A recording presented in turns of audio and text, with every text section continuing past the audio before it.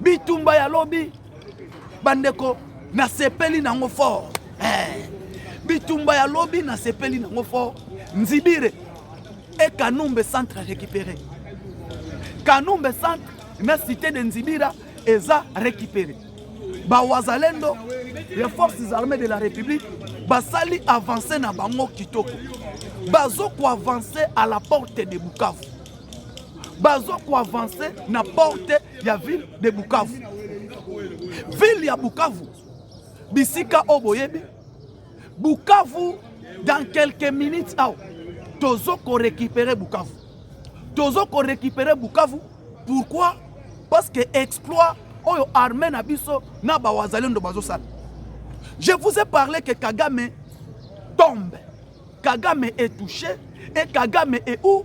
Kagame a se retrouvé wapi? Kagame a ke wapi? Tozo kolobela bino nyonso tout. Lobby perte makasi o Kagame asali. Yako perdre o tobengi Kanumbe centre. Kanumbe centre toza bongo na province ya Sud Kivu. Na province ya Sud Kivu. Oyo Kanumbe centre. Bisika bachaka cache d'armes na bango. Bisika bachaka cache d'armes na bango. Bisika motema na bango ezalaki. Bisika objectif na bango ezalaki. Bisika ba plan na bango nyonso tout ba bombaki ezalaki. C'était à la cité de Kanumbe centre. Kanumbe centre oyo ebanda kopesa bango accès. Ebanda kopesa bango possibilité et probabilité. Ya M23 na armée rwandaise va avancer. Et la cité de Kanumbe centre, c'était hier le dimanche. On a eu le lundi, na peste la bino na café à Tongo.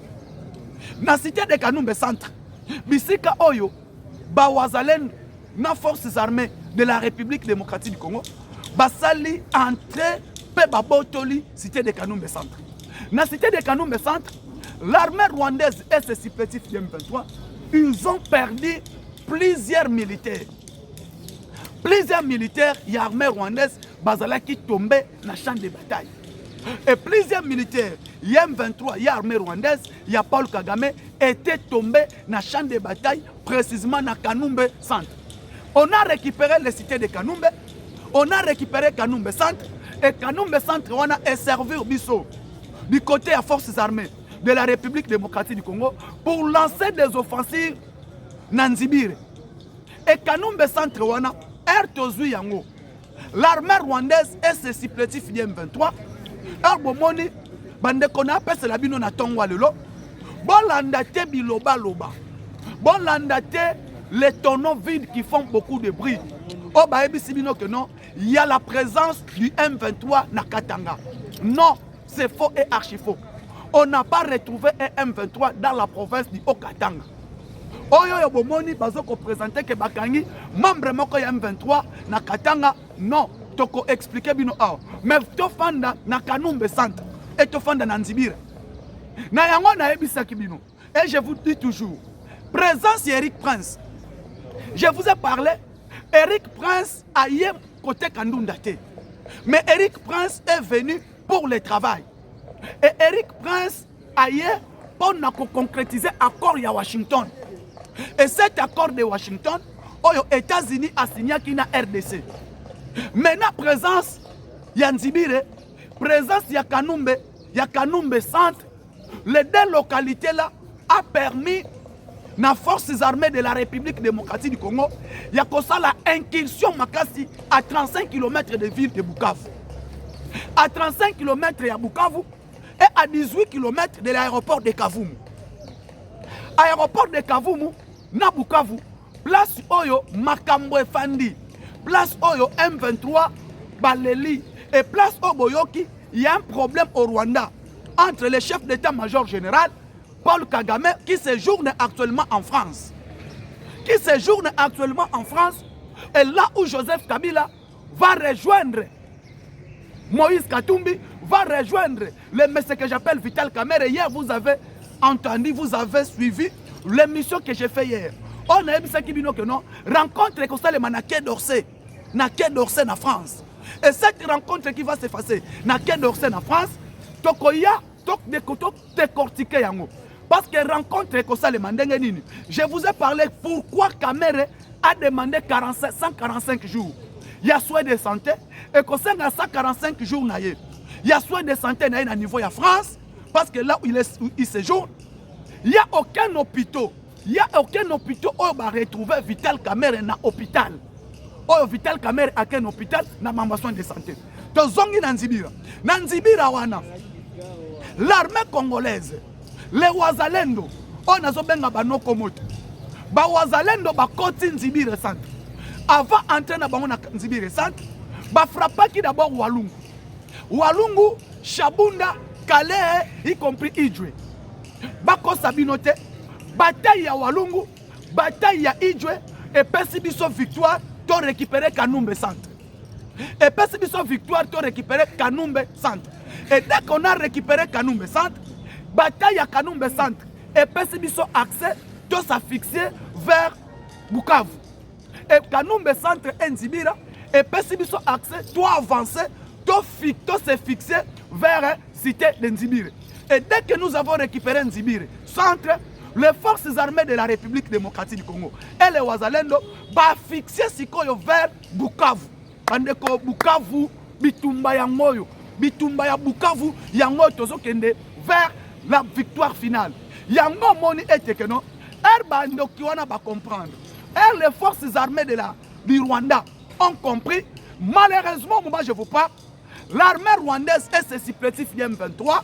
Otobengi bandeko nini tout la musi ya sasa bazoko pakata mbangu na Nzibira na ebisi bino bango moko balobi tozo comprendre te force oyo République démocratique du Congo aye nango force oyo armée congolaise aye nango et au moment où je vous parle Paul Kagame il est en train de perdre son économie et son économie est affixée dans le combat de l'Est de la République démocratique du Congo. Pendant que va perdre Nzibira, pendant que va perdre Kanumbe centre, pendant que Oyezalaki base ya armée na bango, Oyezalaki place bachaki cache d'armes na bango, place bachaki motema ya armement na bango, va perdre yango. Va perdre Oyezalaki motema ya armement na bango, va perdre Oyeza état-major général. Place Jackie quartier général na bango, va perdre Kije na bango, et le Kije est parti, les Wazalendo ont récupéré. Yango bomoni, les drones, les avions de chasse, ba Sukhoi na baba avion na bango, ba toute marque ya ba arme na bango bazalaki nango, ba yeko perdre yango na bitumba ya Nzibira. Et ce combat de Nzibira et Persibiso accès et Persibiso entrée pour toquer au Bukavu. Et le oyo peut-être lobby est dans l'émission directe. Je vous ai parlé, ma fidèle abonné, au Bolanda Kamwana Kongo na café ya Tongo, na fufu ya pokwa. Lobby na fufu ya pokwa, na ebisi bino que non, on peut récupérer Bukavu. Batu balanda ki ngai direct à lobby. Na ebisa ki bino que non, tozo sala entrer na Bukavu. Batu bandima kite. Mais lelo na Tongo na ebisi bino, to récupérer Kanumbe centre et nous avons récupéré Nzibira. Comme nous venons de récupérer Nzibira, le combat devient facile. Maintenant, les forces armées de la République démocratique du Congo, bazota la Bukavu, tozo kota la ville de Bukavu. Tant que tozo fixé ville à Bukavu, et maintenant Bukavu, ça va nous permettre de s'affixer vers, de contrôler lac. Contrôle il y a lac. L'armée rwandaise, je vous dis, Kagame ne dort pas. Kagame ne dort pas parce que Nzibira est parti. Nzibira est parti, Kanumbe est parti. L'armée rwandaise et ses supplétifs M23, ils ont perdu encore l'un des officiers, l'un des hauts gradés de l'armée rwandaise, au Azalaki proche du général Moubarak. L'un des hauts gradés de l'armée rwandaise, proche du général Moubarak, a tombé dans le champ de bataille. Proche du général Moubarak vient de tomber dans le champ de bataille. Et quand tombé, on a tombé dans le champ de bataille, à quoi il y a des fidèles abonnés pour partager, pour liker l'émission. Moi, je cotisé le match Balouki. Combat en Nzibira, l'armée rwandaise et ses supplétifs M23, il faut perdre aide du camp, il y a colonel Moubarak, il y a général Moubarak. Général Moubarak, qui est le chef d'état-major général, il y a l'armée rwandaise nommée par Paul Kagame. Bitumba et Bandi Nzibira. avant Nzibira bitumba bandi na Kanumbe. Combat ere bandi na Kanumbe, na kati ya Kanumbe wana. Les forces armées ya Rwanda RDF. Bayaki ko appuyer bande kona bango. Bayaki ko appuyer armée rwandaise. Baya ko appuyer armée rwandaise. Objectif na bango ezalaki de contrôler Walungu. Parce que bitumba na ezalaki bitumba ya Walungu. Baye ba appuyer basa la contrôle ya Walungu. Baye ko appuyer, ils ont perdu Walungu. Ba perdre Kalungu, ba perdre Kalungu, Walungu, ba yesu suko perdre l'une des localités stratégiques pour Nabango, c'était territoire de Calais. Ba perdre territoire ya Calais, bitumba ya Calais, ba perdre yango, ba perdre Calais. Qu'est-ce qui s'est passé? Ba yeko perdre o azalaki colonel qui dirigeait le combat. Colonel o bandaki ko diriger combat aye ko koya na champ de bataille, akoyi na Calais. Na yango bomonaki eteke no l'armée rwandaise aye ko zwa perte. Awa wana ko yebisa bino. Bataille ekomaki na Minembwe. Au moment où nous vous parlons, awa to sala émission ya lelo. Eloko nazo ko yebisa bino. L'armée rwandaise est ce supplétif M23. Baye ko perdre oyo eza Minembwe. Bitumba ya Minembwe to bandi na Nzibira. Na pesi bino bitumba ya Nzibira.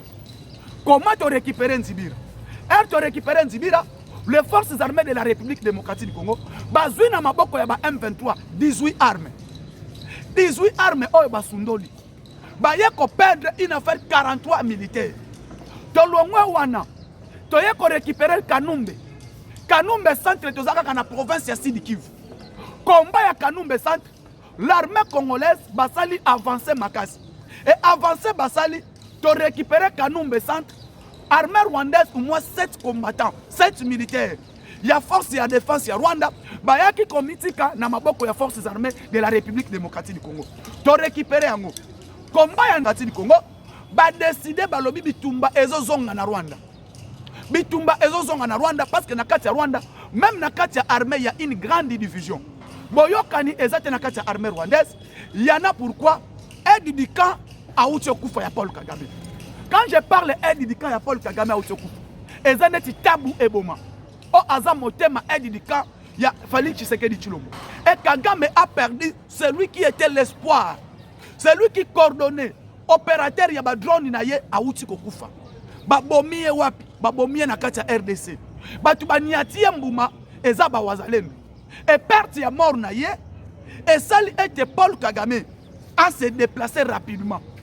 Paul Kagame a se déplacer rapidement, a kende ko présider réunion na Quai d'Orsay. A kende ko présider réunion na Quai d'Orsay. Yango na bisibino que Kagame vient d'être touché. Partagez, likez l'émission Café à Tongo Ebeli. A kende ko présider réunion na Quai d'Orsay. Na Quai d'Orsay kuna na niveau ya France, les Rwanda Paul Kagame avec Moïse Katumbi, les Rwandais, il y a Paul Kagame. Avec Kagame s'est déplacé en France avec Azarias. Azarias Rouberwa a rejoindre Bangokuna. Azarias Rouberwa, on y a besoin de niveau France. Paul Kagame, M. Vital Kamerhe, Azarias Rouberwa, Joseph Kabila, y compris Moïse Katumbi. Vérité est outil comme même Martin Fayoulou, Azokuna. Tibomoni Martin Fayoulou a sali sortie médiatique avec Koyeb Sabiso que non. Kabila Tolibi Saye. Pardonnez Kabila, pardonnez Nanga, Baya, qu'on participe à un dialogue. Erboyoki, la première personne qui a parlé de dialogue en République démocratique du Congo, c'est qui? La première personne qui a parlé de dialogue en République démocratique du Congo, c'est Moïse, c'est Vital Kamerhe. Vital Kamerhe mutu alobela ki makambo dialogue. C'est lui la première personne, pardon, de parler que non, Félix Tshisekedi devrait convoquer le dialogue où toute la classe politique doit participer. Et but de ce dialogue, les dialogues doivent être inclusifs. Dialogue inclusif, oyo elongoli mutute. Dialogue inclusif, oyo mutunio surtout à participer. Aujourd'hui, ma fidèle abonné, Obolandaka Mwana Congo, Awawa, baye ko parler sur le dialogue inclusif, oyo balobi que mutunio surtout à participer. Je pose cette question. Martin Fayoulou a lobby que non, tolimbisa nanga tolimbisa Joseph Kabila, mais objectif na biso baya ko participer na dialogue.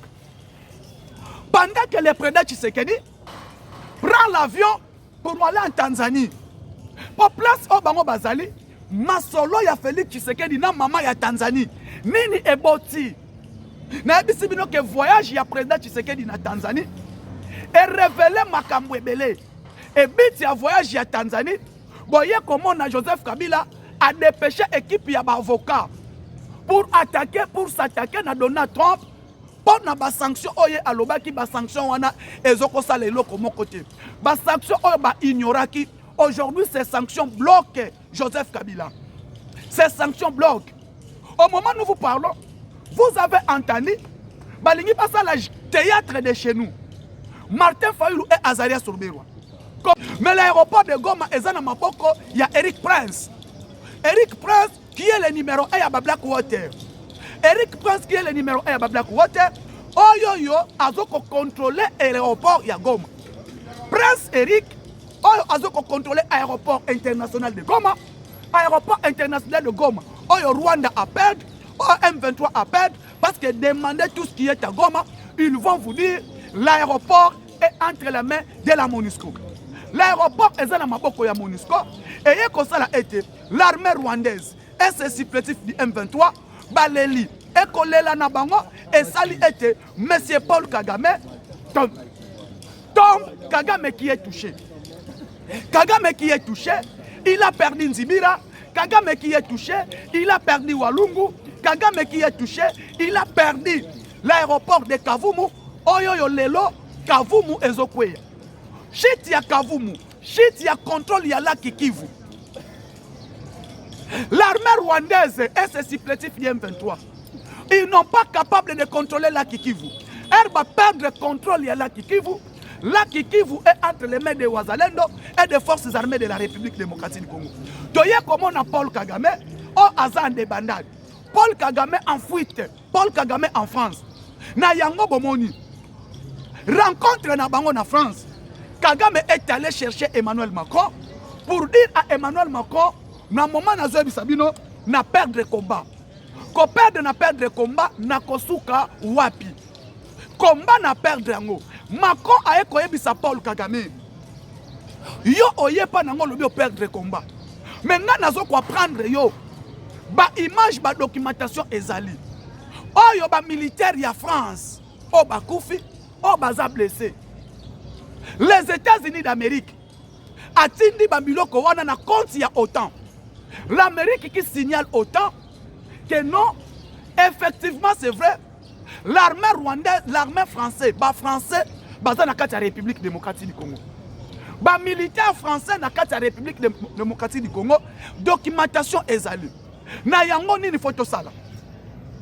Objectif na bango ezalaki ba éliminer Félix Tshisekedi. C'est ça, c'était l'objectif du Rwanda. La mort de Félix Tshisekedi.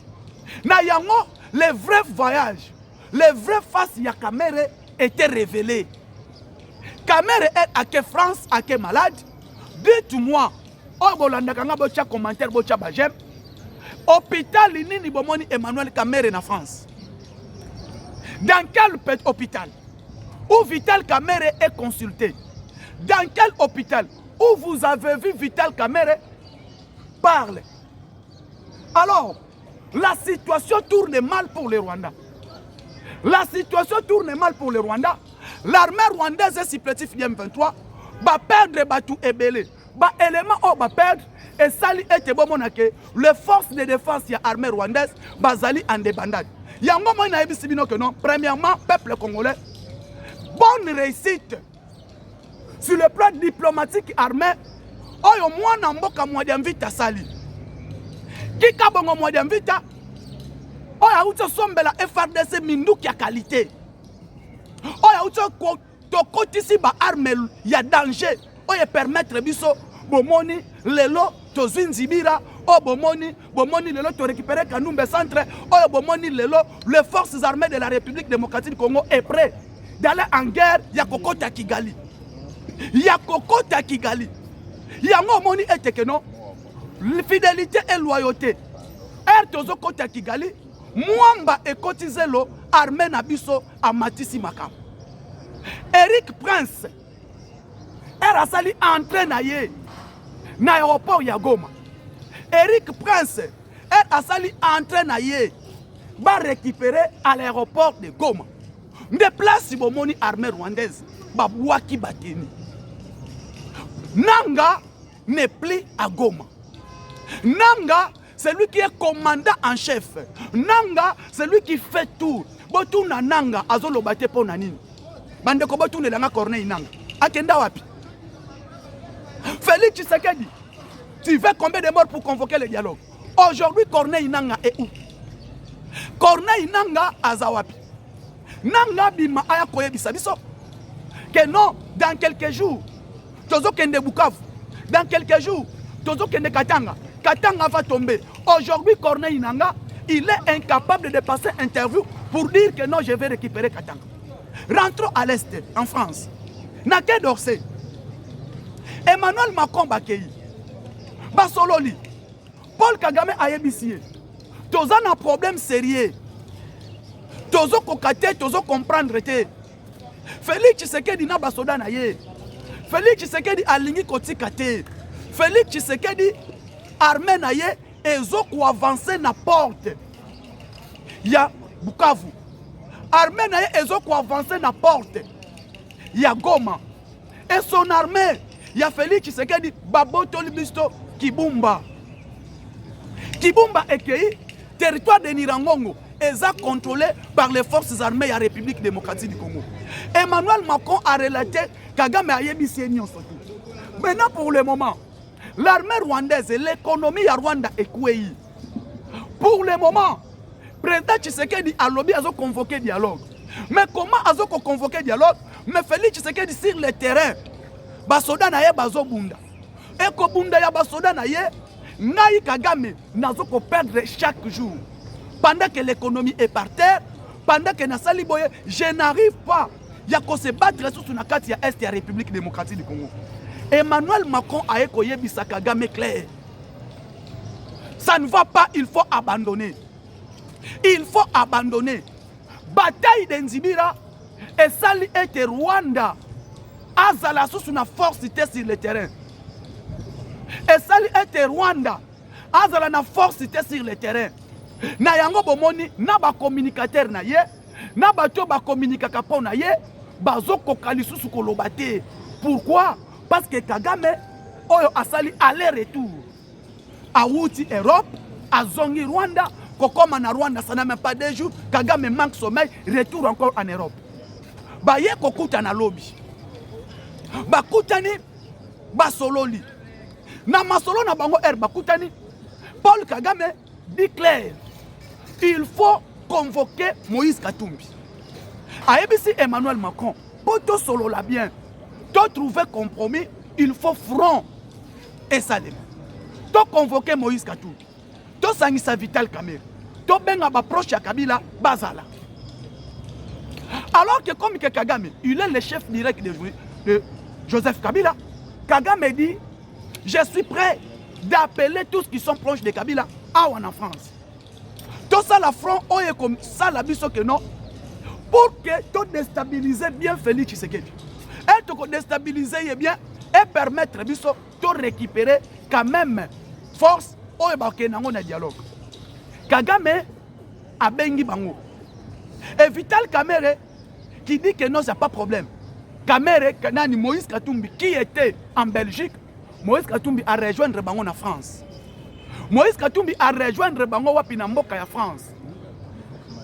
Na France wana l'arrivée de Moïse Katumbi. Moïse Katumbi a lobby, même moi comme je suis ici, je n'arrive pas à comprendre. Félix Tshisekedi a panzi biso ndenge a panzi. Ensemble oyo parti nanga basundolinga. Ensemble oyo parti nanga ekufi. Alors ensemble ekufi. Départ il y a Olivier Kamitatu. Départ il y a Hervé Diakese. Et ça était parti et à la fisserie. Ensemble de Panzani. C'est lui qui a fait apanza ensemble. Mutu apanzi ensemble, c'est Félix Tshisekedi. Félix Tshisekedi apanzi ensemble, ensemble Koufi. Au moment où je vous parle, Bamisou Soubakei, on ne sait pas.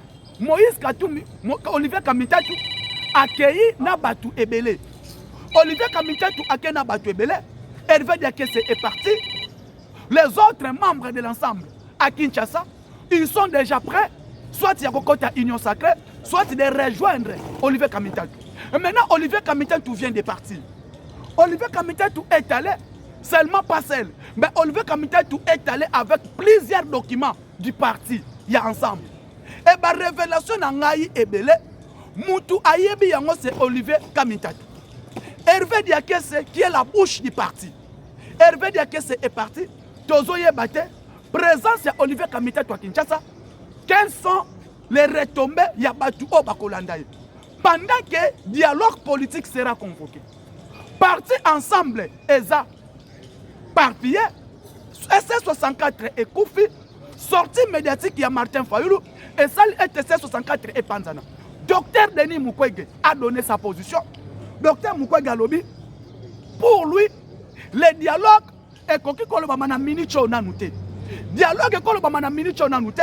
Il faut récupérer toutes les localités qui sont tombées entre les mains du M23 et de l'armée rwandaise. Pour reconquérir Yango après tout le dialogue. Maintenant, ensemble, tango Koufi. Tango ensemble, Nazo Bisabino et Koufi. Pourquoi? Parce que Moïse Katumbi a donné sa position. Au moment où je vous parle, position Olivier Kamitatu est claire de rejoindre Félix Tshisekedi parce que Félix Tshisekedi a réussi. Il n'y a aucun président qui a fait ce que Tshisekedi a fait. Nayango Bomoni était que non. Côté ensemble, il y a Moïse Katumbi disloqué. Pourquoi? Moïse Katumbi n'a pas créé un parti politique. Mais Moïse Katumbi a fait rassembler toutes le tonnerre. Bato Baki n'a pas force na bango a créé parti mais ensemble botama moi na zolia foufou. Bon mon parti politique o esalema mbalama comme moi na Angulumi a komi kolia foufou a komi koloba. C'est comme ça ensemble est né. Ce n'était pas parti politique au babandi yango na création ezomata. Mais ensemble et wuti mbalama kolikolo et botami. Na yango ensemble Koufi. Bake kokuta na bango na bango pour faire un front contre Tshisekedi. Un front commun contre Tshisekedi. Moutou Aza à la bite, Paul Kagame. Après Paul Kagame, c'est Joseph Kabila. Joseph Kabila, après Joseph Kabila, Moïse Katumbi. Après Moïse Katumbi, Martin Fayoulou. Après Martin Fayoulou, Vital Kamerhe. Si bomoni na réunion, oyo bazoko sala na katia Quai d'Orsay. Et cette réunion pour déstabiliser Tshisekedi, et cette réunion pour leur permettre Yakosala, Oyo Balingi, Kosala. La situation maintenant est tombée comment? Match Balouki. Pourquoi? Parce que révélation grave et choquante. Et bimi, Nakatia ensemble. Il y a Nakatia beaucoup de Nabango. Nakatia Quai d'Orsay. Révélation et bimi, baké qu'on découvrir.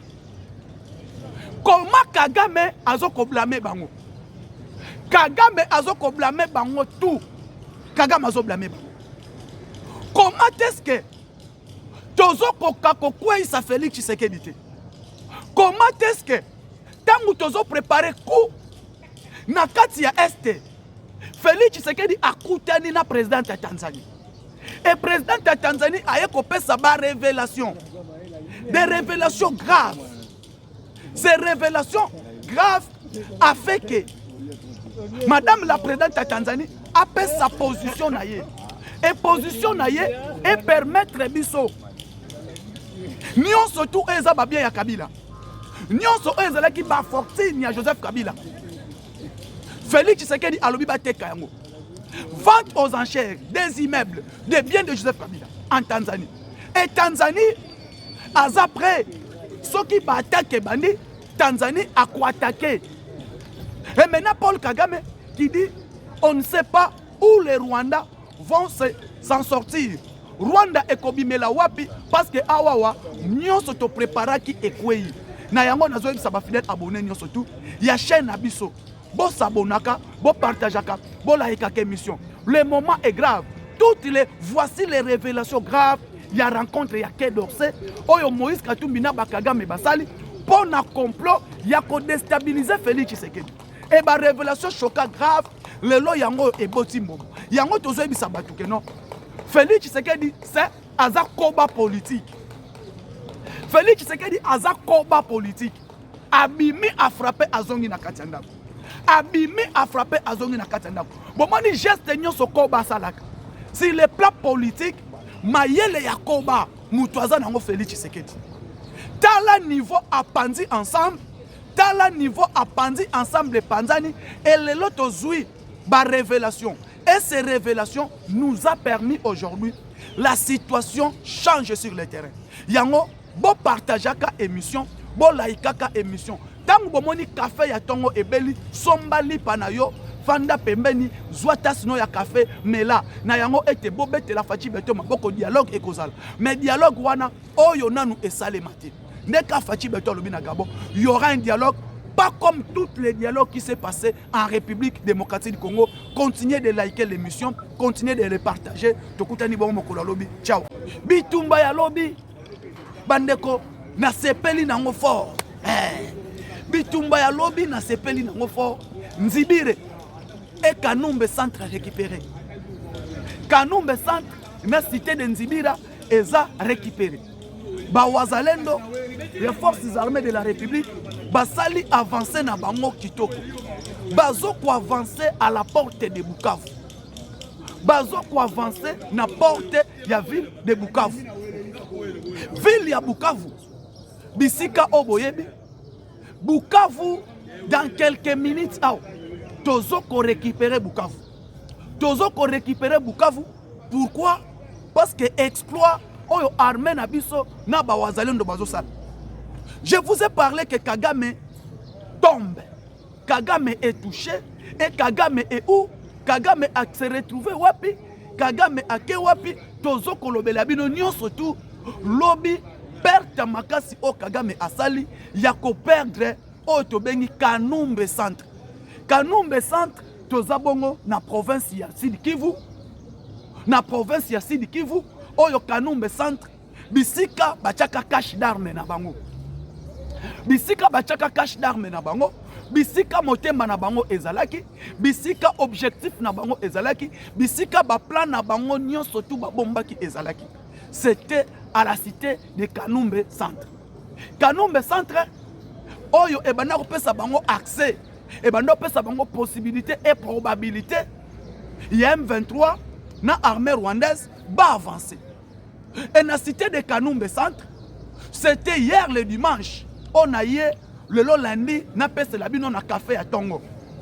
Na cité de Kanumbe centre, bisika oyo, bawazalen na forces armées de la République démocratique du Congo, basali entré pe babotoli cité de Kanumbe centre.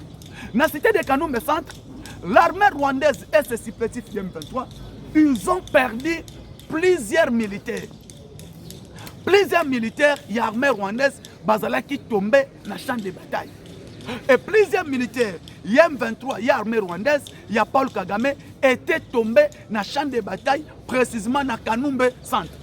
On a récupéré les cités de Kanumbe, on a récupéré Kanumbe centre, et Kanumbe centre, on a servi au Bisso, du côté des forces armées de la République démocratique du Congo, pour lancer des offensives dans Nzibire. Et Kanumbe centre, on a l'armée rwandaise et ses supplétifs de M23. Arbomoni, bandekona pese la bino na tongwa lelo. Bon landate biloba loba. Bon landate les tonneaux vides qui font beaucoup de bruit. Oh bah ebisibino que non, il y a la présence du M23 na Katanga. Non, c'est faux et archi faux. On n'a pas retrouvé un M23 dans la province du Haut-Katanga. Oyo bomoni bazoko présenter que bakangi membre moko ya M23 na Katanga non toko expliquer bino aw mais to fanda na Kanumbe centre et to fanda na Nzibira na yango na ebisaki bino et je vous dis toujours présence Eric Prince. Je vous ai parlé Eric Prince a yé côté Kandunda te mais Eric Prince est venu pour le travail et Eric Prince a yé pour concrétiser accord ya Washington. Et cet accord de Washington, les États-Unis a signé qui na RDC. Maintenant, présence, Yanzibire, présence ya Kanumbe centre, les deux localités là a permis na forces armées de la République démocratique du Congo, il y a la incursion makasi à 35 km de ville de Bukavu. À 35 km de Bukavu et à 18 km de l'aéroport de Kavumu. Aéroport de Kavumu, na Bukavu, place Oyo Makambo Fandi, place Oyo M23 Baleli et place Oboyoki, il y a un problème au Rwanda entre le chef d'état-major général Paul Kagame qui séjourne actuellement en France. Qui séjourne actuellement en France et là où Joseph Kabila va rejoindre Moïse Katumbi, va rejoindre le monsieur que j'appelle Vital Kamerhe. Hier, vous avez entendu, vous avez suivi l'émission que j'ai fait hier. On a vu ça qui dit que non, rencontre comme ça les Quai d'Orsay, na Quai d'Orsay en France. Et cette rencontre qui va s'effacer na Quai d'Orsay en France, tokoya tok de koto décortiquer yango. Parce que rencontre comme ça les mandenge nini. Je vous ai parlé pourquoi Kamerhe a demandé 145 jours. Il y a soin de santé et qu'on s'en a 145 jours naïe. Il y a soin de santé naïe à niveau de France parce que là où il séjourne, il n'y a aucun hôpital. Il n'y a aucun hôpital où on va retrouver Vital Kamerhe dans l'hôpital. Où Vital Kamerhe a un hôpital dans ma soin de santé. Donc zongi Nanzibira. Nanzibira wana. L'armée congolaise, les Wazalendo, on a zobenga banoko moto. Ba Wazalendo ba koti Nzibira centre. Avant d'entrer dans Nzibira centre, ba frappaki d'abord Walungu. Walungu, Shabunda, Calais, y compris Idjwe. Bako Sabinote, bataille ya Walungu, bataille ya Idjwe, et Pessibiso victoire, tu récupéré Kanumbe centre. Et Pessibiso victoire, tu récupéré Kanumbe centre. Et dès qu'on a récupéré Kanumbe centre, bataille à Kanumbe centre, et Pessibiso accès, tu s'est fixé vers Bukavu. Et Kanumbe centre et Nzibira, et Pessibiso accès, tu as avancé, tu s'est fixé vers cité de Nzibira. Et dès que nous avons récupéré Nzibira centre, les forces armées de la République démocratique du Congo et les Wazalendo va fixer Sikoyo vers Bukavu. Bandeko Bukavu, Bitumba Yangoyo, Bitumba ya Bukavu, Yango Tozo Kende vers la victoire finale. Yango Moni et Tekeno, Bando qui va comprendre. Et les forces armées du Rwanda ont compris. Malheureusement, moi je vous parle, l'armée rwandaise et ses supplétifs M23, Otobengi Bandeko Nini, tout la moussi Yazaz. Bazoko Pakatambangu Nanzibire. Naebisi bino, Bango Moko Balobi, Tozo comprendre que force oyo République démocratique du Congo aye nango. Force oyo armée congolaise aye nango. Et au moment où je vous parle, Paul Kagame, il est en train de perdre son économie. Et son économie est affixée dans le combat de l'Est de la République démocratique du Congo. Pendant que va perdre Nzibire, pendant que va perdre Kanumbe centre, pendant que Oyezalaki base ya armée na bango. Oyezalaki place bachaki cache d'armes na bango. Place bachaki motema ya armement na bango, va perdre yango. Va perdre Oyezalaki motema ya armement na bango, va perdre Oyeza état-major général. Place bachaki quartier général na bango, va perdre Kije na bango et le Kije est parti, les Wazalendo ont récupéré. Yango bomoni les drones, les avions de chasse, ba Sukhoi na baba avion na bango, ba toute marque ya ba arme na bango bazalaki nango, ba yeko perdre yango na bitumba ya Nzibire. Et ce combat de Nzibire et Pessibiso accès et Pessibiso entrée pour toquer au Bukavu. Et le oyo peut-être lobby est dans sa émission directe. Je vous ai parlé, ba fidèle abonné au Bolanda Kamwana Kongo na café ya Tongo na fufu ya pokwa. Lobby na fufu ya pokwa na ebisi bino que non on peut récupérer Bukavu. Batu balanda ki ngai direct à lobby. Na ebisa ki bino que non tozo sala entrer na Bukavu. Batu bandima kité. Mais lelo na Tongo na ebisi bino to récupérer Kanumbe centre et nous avons récupéré Nzibire. Comme nous venons de récupérer Nzibire, le combat devient facile. Maintenant, les forces armées de la République démocratique du Congo, bazota la Bukavu, tozo kota la ville de Bukavu. Quand tozo fixé ville à Bukavu, et maintenant Bukavu, ça va nous permettre de se fixer vers de contrôler lac. Contrôle ya lac. L'armée rwandaise, je vous dis, Kagame ne dort pas. Kagame ne dort pas parce que Nzibire est parti. Nzibire est parti, Kanumbe est parti. L'armée rwandaise et ses supplétifs M23, ils ont perdu encore l'un des officiers, l'un des hauts gradés de l'armée rwandaise, au Azaleki proche du général Moubarak. L'un des hauts gradés de l'armée rwandaise, proche du général Moubarak, a tombé dans le champ de bataille. Proche du général Moubarak vient de tomber dans le champ de bataille. Et quand tombé, on a tombé dans le champ de bataille, à quoi il y a des fidèles abonnés pour partager, pour liker l'émission. Moi, je cotisé le match Balouki. Combat en Nzibire, l'armée rwandaise et ses supplétifs M23, il faut perdre aide du camp, il y a colonel Moubarak, il y a général Moubarak. Général Moubarak, qui est le chef d'état-major général, l'armée rwandaise nommée par Paul Kagame. Bitumba et bandi na Nzibira. Avant Nzibira, Bitumba et bandi na Kanumbe. Combat et bandi na Kanumbe. Nakati ya Kanumbe, wana. Les forces armées, ya Rwanda, RDF. Bayaki ko appuyer bande kona bango. Bayaki ko appuyer armée rwandaise. Baya ko appuyer armée rwandaise. Objectif na bango ezalaki de contrôler Walungu. Parce que Bitumba na ezalaki Bitumba ya Walungu. Baye ba appuyer, basa la contrôle ya Walungu. Baye ko appuyer, ils ont perdu Walungu. Ba perdre Kalungu, ba perdre Kalungu, Walungu, ba yesu suko perdre l'un des localités stratégiques pour Nabango, c'était le territoire de Calais. Ba perdre le territoire ya Calais, Bitumba ya Calais, ba perdre Yango, ba perdre Calais. Qu'est-ce qui s'est passé? Ba yeko perdre au Azalaki colonel qui dirigeait le combat. Colonel Obadaki qui dirigeait le combat, aye kokwea na champ de bataille, akwei na Calais. Na yango bomonaki etekeno, l'armée rwandaise aye kozwa perte. Awa wana aye koye bisabino. Bataille ekomaki na Minembwe. Au moment où nous vous parlons, awa toyo sala émission, il y a lelo. Et là qu'on a zo koye bisabino. L'armée rwandaise et ses supplétifs M23. Ba ye ko perdre oyo eza Minembwe. Bitumba ya Minembwe to bandi na Nzibira. Na pesi bino Bitumba ya Nzibira. Comment to récupérer Nzibira? To récupérer Nzibira, les forces armées de la République démocratique du Congo, bazui na maboko ya ba M23, 18 armes. 18 armes oyo basundoli. Ba ye ko perdre une affaire 43 militaires. To longwe wana. To ye ko récupérer Kanumbe. Kanumbe centre tozaka na province ya Sud Kivu.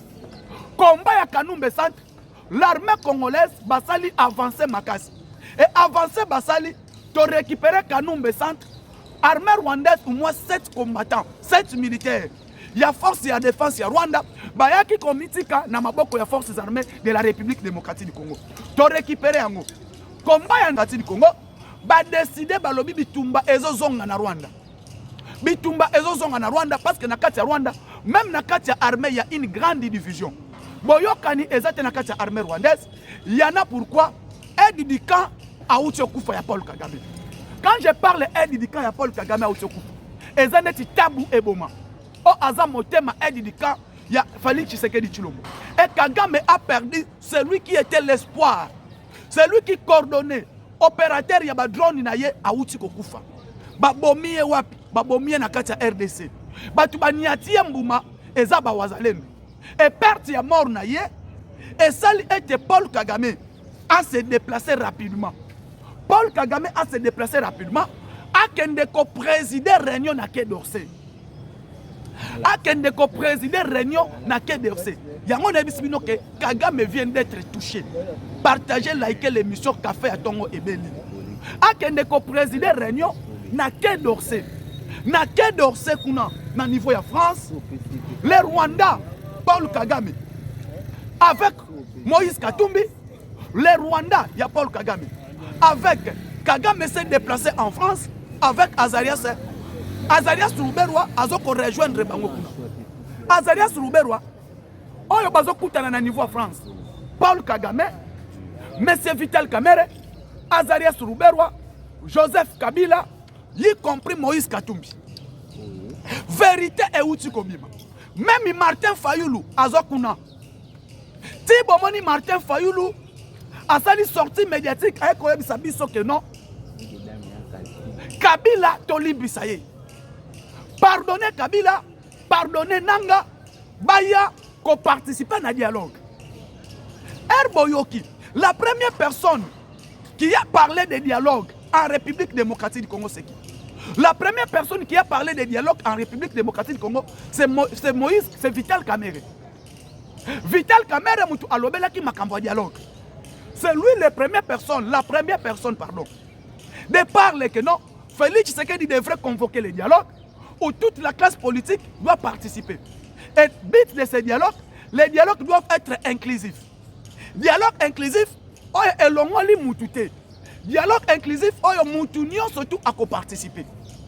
Aujourd'hui, ma fidèle abonné, Obolandaka Mwana Congo, Awawa, Baye ko parler sur le dialogue inclusif, oyo balobi que mutunio surtout à participer. Je pose cette question.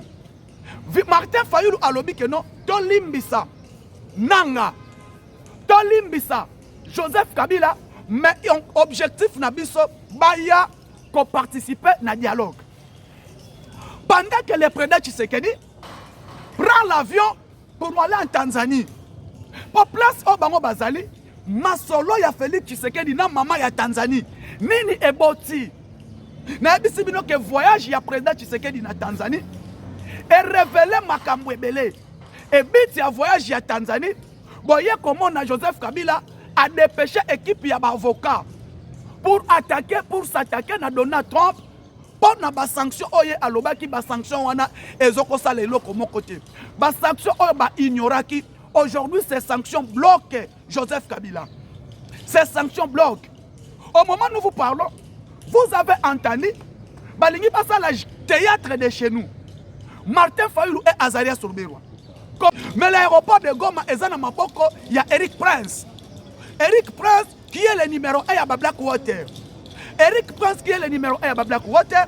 Oyoyo a contrôlé l'aéroport de Goma. Prince Eric a contrôlé l'aéroport international de Goma. Aéroport international de Goma. Oyo Rwanda a perdu. M23 a perdu. Parce que demandez tout ce qui est à Goma. Ils vont vous dire l'aéroport est entre les mains de la MONUSCO. L'aéroport est dans la maboko ya MONUSCO. Et il y a l'armée rwandaise et ses supplétifs du M23, Baleli, et Kolela Nabango, et Sali était M. Paul Kagame, Tom Kagame qui est touché. Kagame qui est touché, il a perdu Nzibira. Kagame qui est touché, il a perdu Walungu. Kagame qui est touché, il a perdu l'aéroport de Kavumu. Oyoyo lelo Kavumu ezokweya. Shit ya Kavumu, shit ya contrôle ya la Kikivu. L'armée rwandaise et ses supplétifs M23, ils n'ont pas capable de contrôler la Kikivu. Elle va perdre le contrôle ya la Kikivu. La Kikivu est entre les mains des Wazalendo et des forces armées de la République démocratique du Congo. Toye comment on a Paul Kagame au Azan de bandades. Paul Kagame en fuite, Paul Kagame en France. Na yango bomoni. Rencontre na bango na France. Kagame est allé chercher Emmanuel Macron pour dire à Emmanuel Macron, na moment na zoebi sabino, na perdre combat.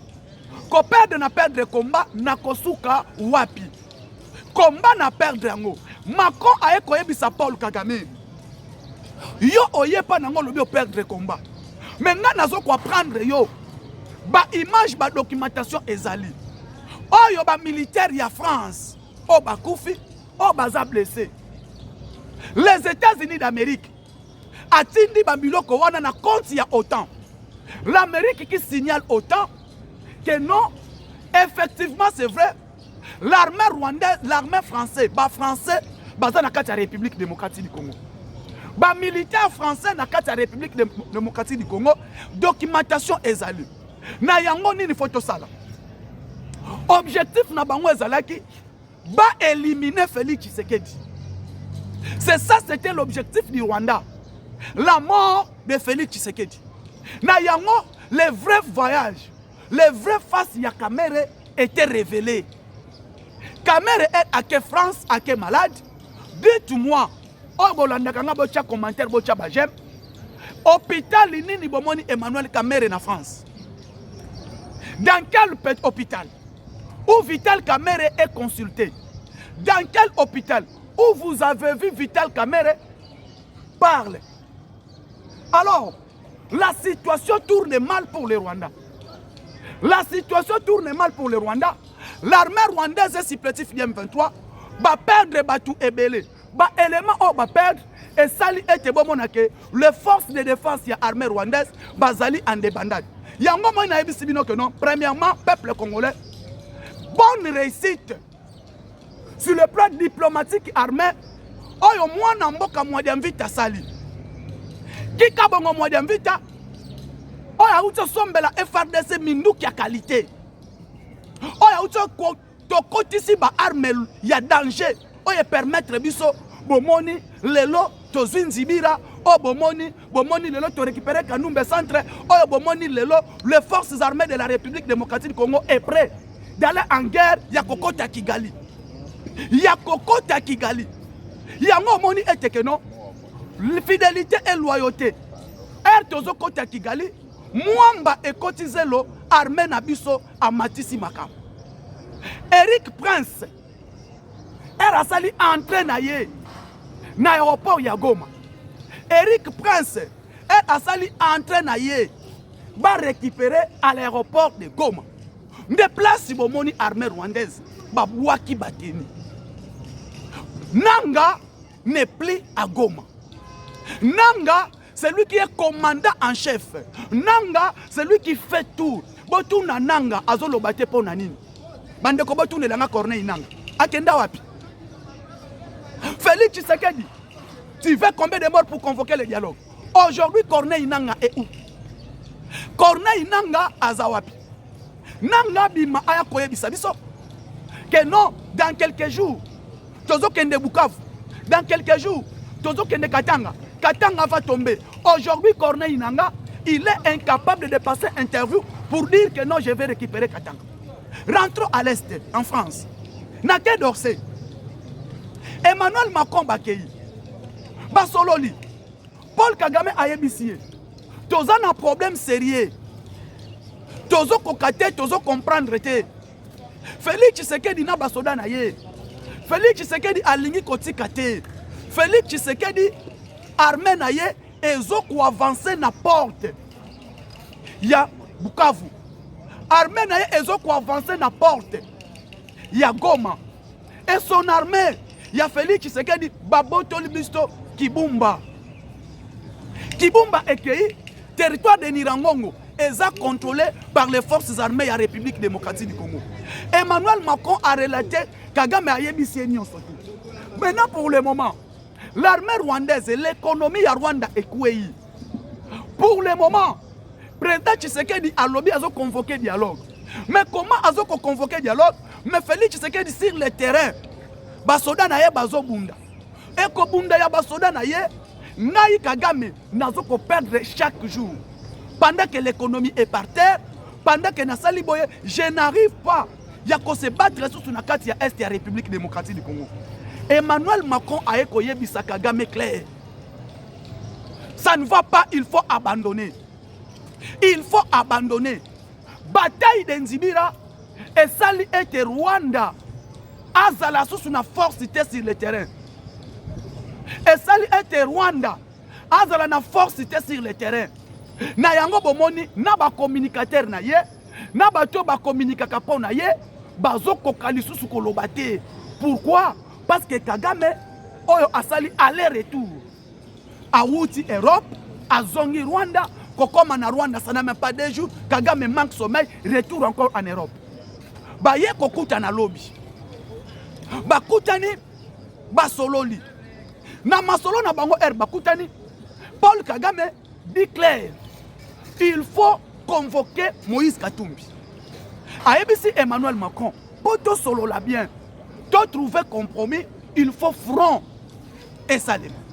To convoquer Moïse Katumbi. To sangisa Vital Kamere. To benga ba proche ya Kabila bazala. Alors que comme Kagame, il est le chef direct de Joseph Kabila, Kagame dit, je suis prêt d'appeler tous qui sont proches de Kabila en France. Tout ça la front oye comme ça la biso que non pour que tu déstabiliser bien Félix Tshisekedi. Et tu déstabiliser bien et permettre biso de récupérer quand même force oye ba ke nango na dialogue. Kagame a bengi bango. Et Vital Kamerhe qui dit que non, c'est pas problème. Kamerhe, Moïse Katumbi, qui était en Belgique, Moïse Katumbi a rejoindre bango en France. Moïse Katumbi a rejoindre bango wapi na mboka ya France. Na France wana, l'arrivée de Moïse Katumbi. Moïse Katumbi a lobby, même moi comme je suis ici, je n'arrive pas à comprendre. Félix Tshisekedi a panzi biso ndenge a panzi. Ensemble, ils sont partis nanga. Basundolinga. Ensemble, ils sont partis nanga Ekoufi. Alors, ensemble, Ekoufi. Départ, il y a Olivier Kamitatu. Départ, il y a Hervé Diakese. Et ça était parti, ils ont la fisserie. Ensemble, Panzani. C'est lui qui a fait Apanza ensemble. Moutou Apanzi ensemble, c'est Félix Tshisekedi. Félix Tshisekedi Apanzi ensemble. Ensemble Koufi, au moment où je vous parle, on ne sait pas, Moïse Katumbi, Olivier Kamitatu, accueilli na batu ebele. Olivier Kamitatu accueilli na batu ebele. Hervé Diakese est parti. Les autres membres de l'ensemble à Kinshasa, ils sont déjà prêts, soit il y a Kokota Union Sacrée, soit de rejoindre Olivier Kamitatu. Et maintenant, Olivier Kamitatu vient de partir. Olivier Kamitatu est allé. Seulement pas seul. Mais Olivier Kamitatu est allé avec plusieurs documents du parti. Il y a ensemble. Et la révélation d'Angaï Ebele, Moutou Ayebi Yango, c'est Olivier Kamitatu. Hervé Diakese, qui est la bouche du parti.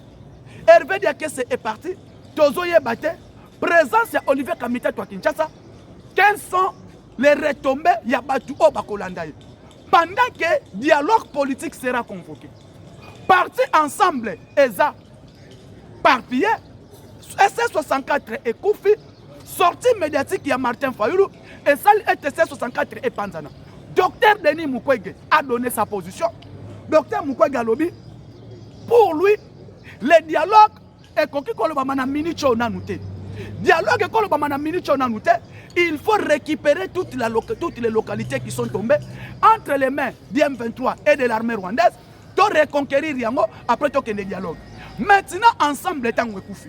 Tant ensemble, Nazo Bisabino est Koufi. Pourquoi? Parce que Moïse Katumbi a donné sa position. Au moment où je vous parle, position Olivier Kamitatu est claire de rejoindre Félix Tshisekedi parce que Félix Tshisekedi a réussi.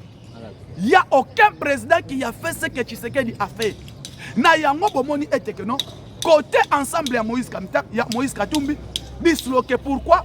Moïse Katumbi n'a pas créé un parti politique. Mais Moïse Katumbi a fait rassembler toutes les teneurs. Bato Baki n'a pas force na bango a créé parti mais ensemble botama moi na zolia fufu. Bon mon parti politique o esalema mbalamo comme moi na angulumi a komi kolia fufu a komi koloba. C'est comme ça ensemble est né. Ce n'était pas parti politique o babandi yango na création ezomata. Mais ensemble et outi mbalamoko likolo et botami. Na yango ensemble Koufi. Bake kokuta na bango na bango pour faire un front contre Tshisekedi. Un front commun contre Tshisekedi. Moutou Aza à la bite Paul Kagame. Après Paul Kagame, c'est Joseph Kabila. Joseph Kabila, après Joseph Kabila, Moïse Katumbi. Après Moïse Katumbi, Martin Fayoulou. Après Martin Fayoulou, Vital Kamerhe. Si bomoni na réunion oyo bazoko sala na kati ya Quai d'Orsay. Et cette réunion pour déstabiliser Tshisekedi et cette réunion pour leur permettre ya kosala oyo balingi kosala. La situation maintenant est tombée comment? Match baluki. Pourquoi? Parce que révélation grave et choquante et bimi na kati ya ensemble. Il y a na kati ya bokutani na bango. Na kati ya Quai d'Orsay. Révélation et bimi ba ko découvrir. Comment Kagame azoko blâmer bango? Kagame azoko blâmer bango tout. Kagame azoko blâmer bango. Comment est-ce que Tozoko kako kwei sa Félix Tshisekedi? Comment est-ce que tangu tozo préparer coup na kati ya este Félix Tshisekedi akutani na président ya Tanzanie et président ya Tanzanie aye kopesa ba révélation, des révélations graves. Ces révélations graves a fait que madame la présidente de Tanzanie a fait sa position naïe. Et position naïe et permettre biso. Nyon surtout eza babia ya Kabila. Nyon so eza ki ba fortune ya Joseph Kabila. Félix Tshisekedi alobi ba teka yango. Vente aux enchères des immeubles, des biens de Joseph Kabila en Tanzanie. Et Tanzanie aza prêt. Ceux qui attaquent Bandi, Tanzanie a quoi attaquer. Et maintenant Paul Kagame qui dit on ne sait pas où les Rwandais vont s'en sortir. Rwanda et Kobimela wapi parce que awawa nyonso to prépara ki ekwei. Na yango nazo sa ba fidèle abonné nyonso tout. Ya chaîne abiso. Bo s'abonaka, bo partageaka, bo laika émission. Le moment est grave. Voici les révélations graves. Il y a rencontre, il y a Quai d'Orsay. Oyo Moïse Katumbi na Bakagame basali. Pour un complot, il y a qu'à déstabiliser Félix Tshisekedi. Et bah révélation choquante grave. Le lo yango et botimbo. Yango tozo ebisa batuke non. Félix Tshisekedi c'est azar combat politique. Félix Tshisekedi azar combat politique. Abimi a frappé Azongi na Katianda. Abimi a frappé Azongi na Katianda. Bon mani geste nyonso combat salaka. Si le plan politique Mayele Yakoba, Moutouaza nango Félix Tshisekedi. Tala niveau appandi ensemble, tala niveau appandi ensemble les Panzani et les lotos zoui, ba révélation. Et ces révélations nous a permis aujourd'hui, la situation change sur le terrain. Yango, bo partageaka émission, bo laikaka émission. Tango bomoni café ya tongo ebeli, sombali panayo. Fanda pembeni zwata sino ya café mela na yango ete bobete la fachi beto maboko dialogue ekozala mais dialogue wana oyo nanu esale mati neka fachi beto lobi na Gabon il y aura un dialogue pas comme tous les dialogues qui s'est passé en République démocratique du Congo. Continuez de liker l'émission, continuez de les partager. Tokutani bon mokolo lobi. Ciao.